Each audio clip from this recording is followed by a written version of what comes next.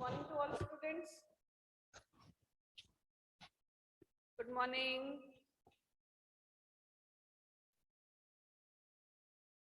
आज हम हमारी रचना का चैप्टर नंबर 4 पढ़ेंगे, पार्ट नंबर 4 रचना का, जिसका नाम है कहानी लेखन। जिसका नाम है कहानी लेखन। की कहानी कैसी होनी चाहिए, ये आपके एग्जाम में भी आएगी। कोई भी टॉपिक आ सकता है, कोई भी कहानी आ सकती है। Good morning ma'am. Good morning, good morning. How are you? How are you ma'am? Fine, and you? We are also fine ma'am. Good. Chapter number 4 रचना का कहानी लेखन, पेज नंबर 66।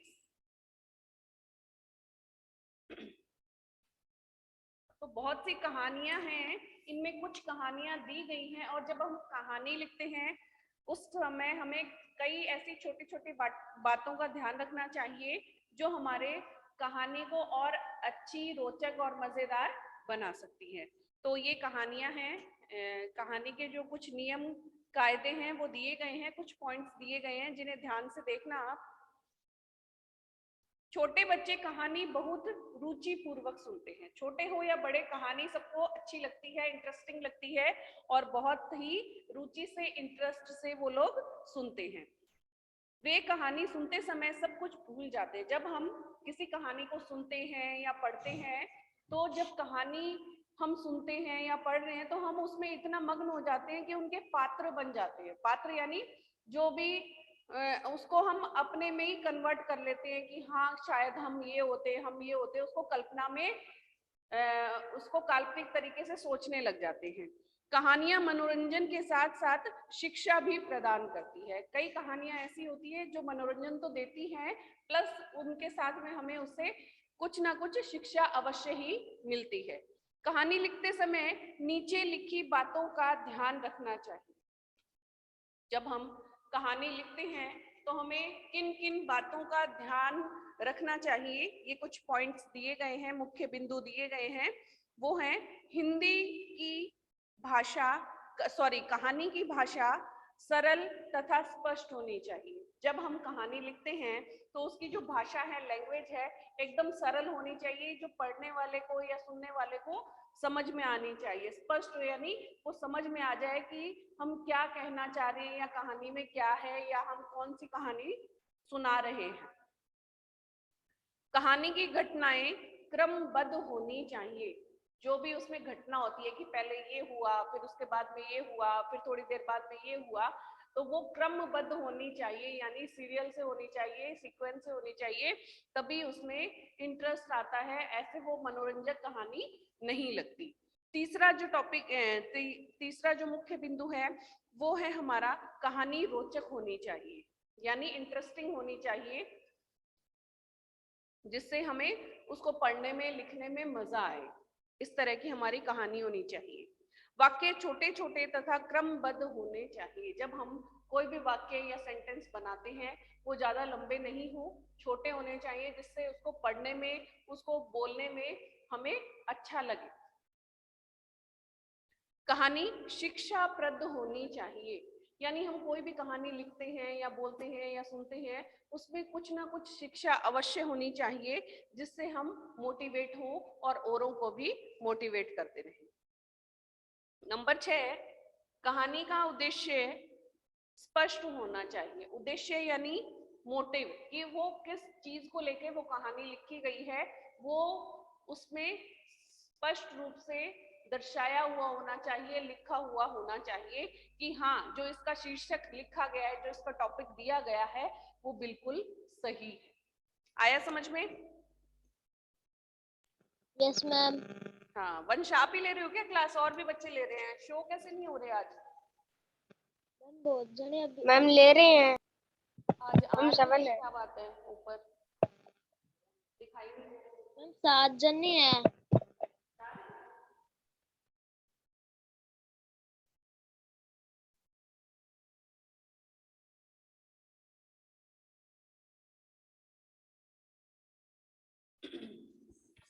तो इसमें कई कहानियां दी गई हैं, जिनमें से हमारी पहली कहानी है मधुमक्खी और फाख्ता। एक मधुमक्खी थी और एक फाख्ता था, किसी पक्षी का नाम है।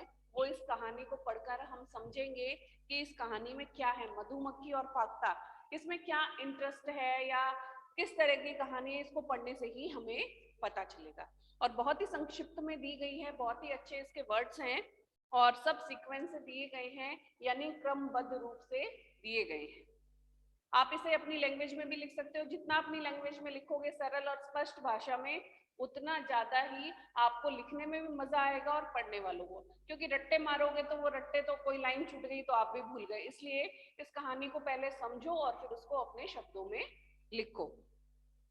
एक मधुमक्खी थी, एक दिन बहुत गर्मी थी, उसे बहुत प्यास लगी। इसमें बताया है कि एक मधुमक्खी थी, एक दिन उसे गर्मी के कारण बहुत प्यास लग रही थी, उस दिन बहुत ज्यादा गर्मी थी। वह पानी पीने के लिए उड़कर नदी पर गई। उसे प्यास लग रही थी तो वो पानी पीने के लिए एक नदी पर गई उड़कर। अचानक वह नदी में गिर गई। अचानक वह नदी में गिर गई। कौन? मधुमक्खी। वह पानी में डूबने लगी, क्योंकि मधुमक्खी बहुत हल्की सी होती है और पानी का बहाव बहुत तेज होता है और वो उड़ नहीं पा रही थी और उसमें ही डूबती जा रही थी। नदी के पास एक पेड़ पर एक फाख्ता बैठी थी। फाख्ता यानी एक पक्षी का नाम है। तो नदी के पास में एक पेड़ था, वहां पर एक फाख्ता बैठी थी। उसे डूबती हुई मक्खी पर दया आ गई, उसे बहुत दया आई। उसकी नजर पड़ी जब कि ये मधुमक्खी कभी पानी के साथ में आगे ना बहती हुई चली जाए, डूब ना जाए। उसने उसको बचाने की कोशिश करी, उसको दया आ गई कि मुझे इसको बचाना चाहिए। उसने मधुमक्खी का जीवन बचाने का निश्चय किया। किसने? फाख्ता ने। फाख्ता ने सोचा कि मुझे इस मधुमक्खी को बचाना चाहिए।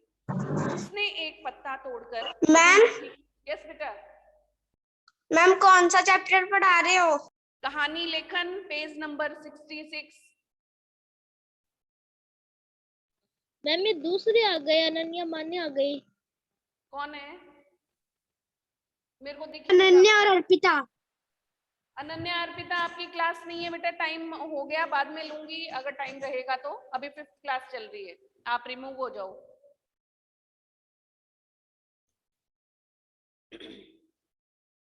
जो फाख्ता थी उसने निश्चय कर लिया कि मुझे इस मधुमक्खी को बचाना है कैसे भी करके। उसने पेड़ से एक पत्ता तोड़ा और मधुमक्खी के पास गिरा दिया। उसने अपनी चोंच से एक पत्ता तोड़ा और मधुमक्खी के पास में उसने उसको गिरा दिया। मधुमक्खी पत्ते पर चढ़ गई। वो धीरे धीरे, क्योंकि उसके पंख गीले थे तो वो उड़ भी नहीं पा रही थी, तो वो धीरे धीरे उस पत्ते पर चढ़ गई। उसने अपने पंखों को सुखाया और पुनः अपने छत्ते की ओर उड़ गई। जो मधुमक्खी थी वो उस पत्ते पर आकर चढ़ गई और उसने अपने पंखों को सुखाया, थोड़ा सा फड़फड़ाया, थोड़े से सूखे गीले सूखे हुए और वह पुनः यानी दोबारा अपने छत्ते की ओर, क्योंकि मधुमक्खी का घर कहाँ होता है? छत्ते में होता है। छत्ता बनाती है ना वो, तो अपने छत्ते की ओर उड़ गई। कुछ दिनों बाद एक शिकारी उधर आया। कुछ दिनों बाद में शिकारी जो शिकार करते हैं वो आया वहां पर। उसने फाख्ता की ओर निशाना लगाया। किसने? शिकारी ने। शिकारी ने सोचा कि मैं फाख्ता का शिकार करूं। उसने फाख्ता की तरफ निशाना लगाने की सोची। संयोग से मधुमक्खी ने उस शिकारी को देख लिया। संयोगवश या इत्तेफाक से उस मधुमक्खी ने उस शिकारी को फाख्ता की तरफ निशाना लगाते हुए देख लिया। वह शिकारी के पास उड़कर गई और उसकी बाह पर डंक मारा, क्योंकि मधुमक्खी काटती है तो बहुत दर्द होता है, डंक अंदर भी चला जाता है कई बार। तो उस मधुमक्खी ने सोचा कि ये इस फाख्ता को मारेगा, इसका शिकार करेगा, तो एक दिन इसने हमारी जान बचाई थी, मेरी जान बचाई थी, तो आज क्यों ना मैं इसकी जान बचाऊं। तो मधुमक्खी झट से उड़कर गई और उस शिकारी के बाह पर यानी बाजू पर। मैम दूसरी क्लास के बच्चे आ गए, अंशमीना। कौन सी क्लास के? मैम अंशमीना आ गए। हो तो रिमूव हो जाओ यहाँ से।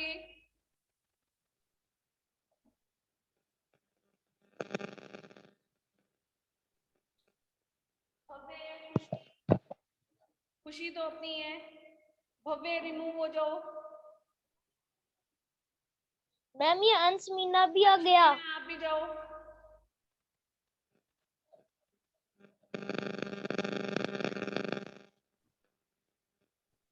भव्य रिमूव हो, आपकी क्लास नहीं हो रही है यहाँ पे।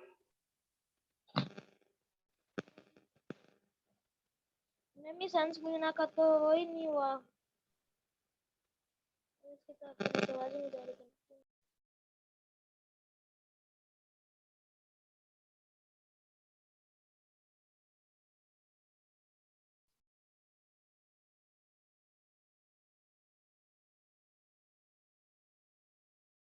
और कोई नहीं है ना? और तो सभी अपनी क्लास के बच्चे हैं। Yes ma'am. Yes ma'am. Yes ma'am. उसने उस शिकारी के वहां पर उसको डंक मार दिया। इससे शिकारी का निशाना चूक गया। वो इधर बंदूक से निशाना लगा रहा था तो वो उसके दर्द हुआ तो पता नहीं कहाँ उसका निशाना जाकर लग गया, क्योंकि उसके दर्द हो गया। जब मधुमक्खी काटती है तो बहुत दर्द होता है। फाख्ता उड़ गई। फाख्ता को पता चल गया, जब कोली की आवाज सुनाई दी उसे तो वो वहां से उड़ गई कि कोई शिकारी आ गया है। फाख्ता ने मधुमक्खी को समय पर की गई सहायता के लिए धन्यवाद दिया। फाख्ता थी, उसने मधुमक्खी को धन्यवाद किया कि आज अगर तुम समय पर नहीं आती तो मेरी जान चली जाती। उसने उसको धन्यवाद ज्ञापित किए। तो इससे हमें क्या शिक्षा मिलती है? कर भला होगा भला। ये मत सोचो कि क्या पता ये मेरा भला करेगा नहीं करेगा।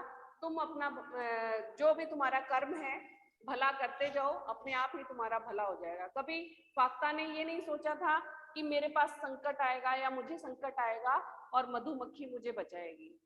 उसने मधुमक्खी को बचाया, पर इत्तेफाक से मधुमक्खी ने भी देख लिया था कि फाख्ता की जान भी संकट में है, तो मुझे भी उसकी जान बचानी चाहिए। फिर है हमारी दूसरी स्टोरी, दूसरी कहानी, छिपा खजाना। खजाना छिपा हुआ है। अब इस स्टोरी में देखते हैं कैसे छिपा हुआ है, कहाँ छिपा हुआ है। तो किसी गांव में एक किसान रहता था। किसी गांव में एक किसान रहता था। उसके 4 पुत्र थे, 4 बेटे थे, 4 पुत्र थे। वे सभी आलसी थे। चारों के चारों पुत्र बहुत आलसी थे। उसने अपने पुत्रों को परिश्रम करने की सलाह दी। उस किसान ने अपने पुत्रों को, अपने बेटों को कहा कि तुम परिश्रम किया करो, मेहनत किया करो, जिससे तुम सफल हो, मेहनत करना सीखो, आलसी मत बने रहा करो। आलसी पुत्रों ने उसकी सलाह की कोई परवाह नहीं की। जो आलसी पुत्र थे उनके चारों के चारों, वो उसकी बात को सुनते ही नहीं थे। वो किसान उनको बहुत कहता था कि तुम परिश्रम करो, आलस मत करो और अच्छे से धन कमाओ, पर वो उसको सुनते नहीं थे। उनको घर पे बैठ के खाने की ही आदत पड़ी हुई थी। एक दिन वह किसान बीमार पड़ गया। एक दिन वो किसान बीमार पड़ गया। उसने अपने पुत्रों को अपने पास बुलाया और उनसे कहा, जब वो किसान बीमार पड़ गया तो उसने अपने चारों पुत्रों को अपने पास में बुलाया और कहा, क्या कहा देखते हैं, मेरे खेत में एक खजाना है। उसने उन पुत्रों को, चारों पुत्रों को कहा कि मेरे खेत में, जहां मेरा खेत है वहां पर एक खजाना है। खजाना जहां पर बहुत ही कीमती हीरे जवाहरात रखे रहते हैं, उसे खजाना कहते हैं। खुदाई करने पर वह निश्चित रूप से मिलेगा। जब तुम वहां पे मेरे खेत में खुदाई करोगे तो वहां पर कंफर्म है, निश्चित है कि वो खजाना तुम्हें जरूर मिलेगा, यानी ये पक्की बात है। मेरी मृत्यु के बाद तुम उसे खोदकर निकाल लेना। किसान ने कहा कि जब मेरी मृत्यु हो जाए तब तुम उसके बाद में वहां से जमीन खोदकर उस खजाने को निकाल लेना। यह कहकर किसान मर गया। किसान बहुत ज्यादा बीमार था और उसने ये बात अपने पुत्रों से कही कि मेरे मरने के बाद में उस खजाने को तुम निकालना, और वो मर गया। कुछ दिनों बाद चारों पुत्र खेत में गए। जब पिता के सारे काम हो गए, मरने के उपरांत, मृत्यु के उपरांत, तो वो चारों पुत्र खेत में गए।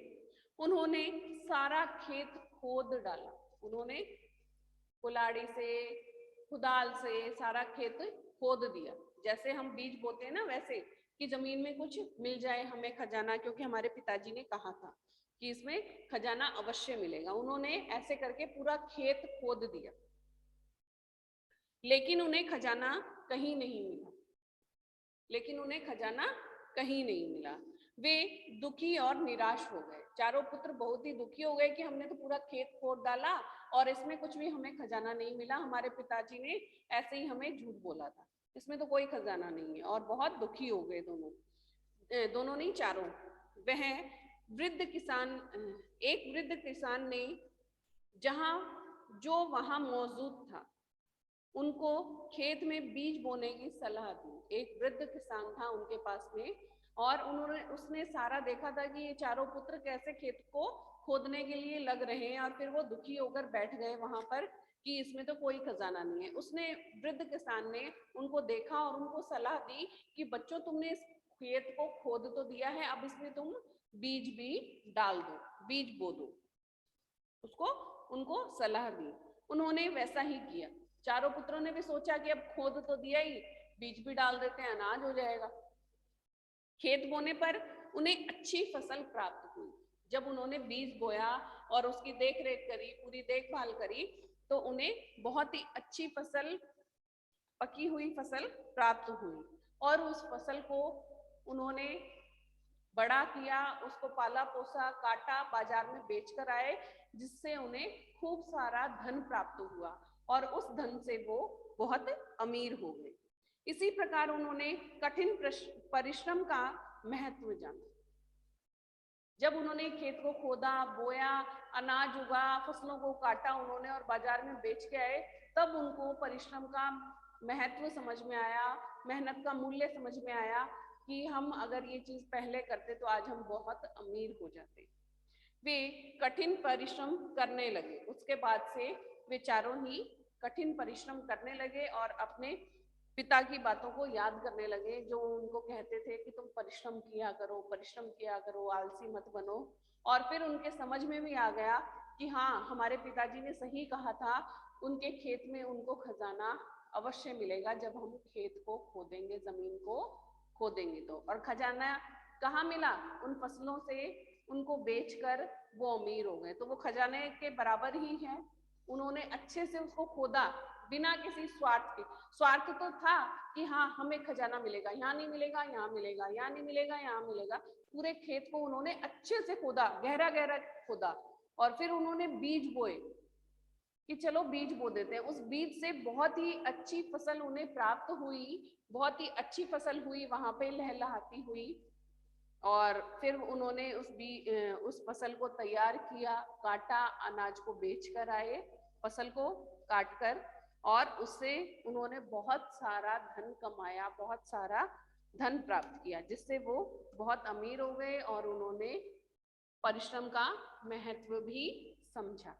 तो इस कहानी से हमें शिक्षा मिलती है, श्रम के बिना समृद्धि असंभव है। जब तुम परिश्रम ही नहीं करोगे, मेहनत ही नहीं करोगे, तो तुम्हें समृद्धि यानी प्रसिद्धि नहीं मिलेगी, ख्याति नहीं मिलेगी।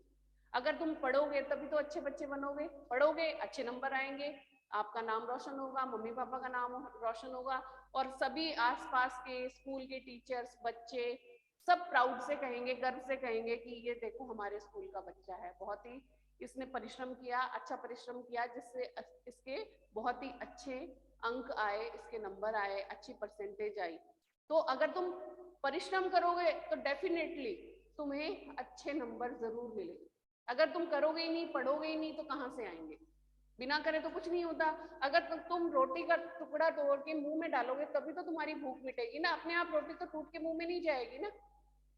तो ऐसे ही हमें परिश्रम जरूर करना चाहिए, चाहे हमारा काम हो चाहे नहीं हो, फल की इच्छा नहीं करनी चाहिए। हमें हमारा परिश्रम, हमारा श्रम अवश्य करना चाहिए। फल की देने की इच्छा भगवान की बात है, और जब तुम परिश्रम करोगे तो फल भी अवश्य मिलेगा, लेट सवेर कैसे भी मिलेगा। आज तुमने 2 चैप्टर याद किए, कल 4 करोगे, फिर 10 करोगे, तो 10 करोगे तो बहुत अच्छे से तुम्हारी तैयारी हो जाएगी, और एग्जाम में कहीं से भी पूछ लो प्रश्न उत्तर या कुछ भी आ जाए, आप उसको करोगे। तो जब तक आप पढ़ोगे ही नहीं तो अच्छे नंबर कहाँ से आएंगे? तो इसका मतलब यही है, श्रम के बिना समृद्धि असंभव है। ये दोनों स्टोरी, दोनों कहानियां तुम्हें समझ में आई होगी, और जितना इसे अपने शब्दों में लिखोगे, जितना इसे अपने शब्दों में बोलोगे, जरूरी नहीं है आपको बुक वाली लैंग्वेज लिखनी है या बोलनी है। बुक वाली याद करोगे तो भूल जाओगे।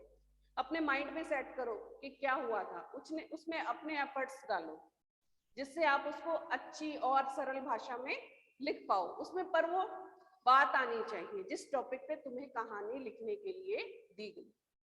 आज हम ये 2 ही कहानी करेंगे, और जो बची हुई कहानियां हैं वो कल करेंगे, 3, 4, 5। Okay ma'am? यस बेटा। मैम कल आपने जो संवाद लेखन की मैम वर्कशीट भेजी थी मैम, उसमें मैम 2 पेज है मैम, दोनों के दोनों में मैम प्रश्न क्या लिखा हुआ है मैम, वो समझ में नहीं आ रहा है। समझ में नहीं आ रहा? अभी बताती हूँ। Yes ma'am. मैं बोर्ड पे लिखवाऊं क्या? नो मैम, बस मैम आप बता दो मैम, समझ में नहीं आ रहा मैम। ऐसे कैसे समझ में आएगा? मैम बता दो। लिख लो तुम, मैं बोलती जा रही हूँ, है ना? Yes ma'am. गर्मी की छुट्टियां कैसी बीती विषय पर 2 मित्रों के बीच होने वाली बातचीत संवाद रूप में लिखो। 2 मित्रों के बीच में बातचीत हो रही है कि तुम्हारी गर्मियों की छुट्टियां कैसी व्यतीत हुई, कैसी बीती। जब तुम छुट्टियों में नानी के जाते हो, कहीं घूम के आते हो, तो आपस में बताते हो ना फ्रेंड्स को, उसका संवाद लिखना है। यस लिख लो टॉपिक, गर्मियों की छुट्टियां कैसी बीती, 2 मित्रों के बीच संवाद। Clear? Yes ma'am. Yes ma'am. Yes ma'am. नहीं लिखा तो बोर्ड पे लिखूं क्या? मैम लिख नो लिया मैम। है? मैम लिख लिया। ठीक है। दूसरी देखो, दूसरा है, आपका विद्यालय फुटबॉल मैच में प्रथम आया। जो आपका स्कूल है, आप लोग भी कहीं डांस प्रोग्राम में जाते हो, कहीं और जाते हो, कोई भी कंपटीशन में जाते हो, तो आपका जो विद्यालय है वो फुटबॉल मैच में प्रथम आया, यानी फर्स्ट आया। इस विषय पर नेहा और जतिन की आपसी बातचीत के बारे में आपको संवाद लिखना है। नेहा और जतिन 2 पार्ट हैं, 2 पात्र हैं। नेहा और जतिन आपस में बात कर रहे हैं कि जो आपके विद्यालय में आपका विद्यालय फुटबॉल मैच में प्रथम आया है, तो आपस में तुम क्या बातचीत करोगे, क्या संवाद करोगे? क्लियर? Topic yes ma'am. आपका विद्यालय फुटबॉल मैच में प्रथम आया है, इस विषय पर नेहा और जतिन का संवाद लेखन। Ma'am I have done. हो गया? Yes ma'am. समझ में आ गया? Yes yes ma'am. Ma'am. Class over करें? Yes ma'am. Yes ma'am. Bye ma'am. Bye bye ma'am. Thanks ma'am. Bye ma'am.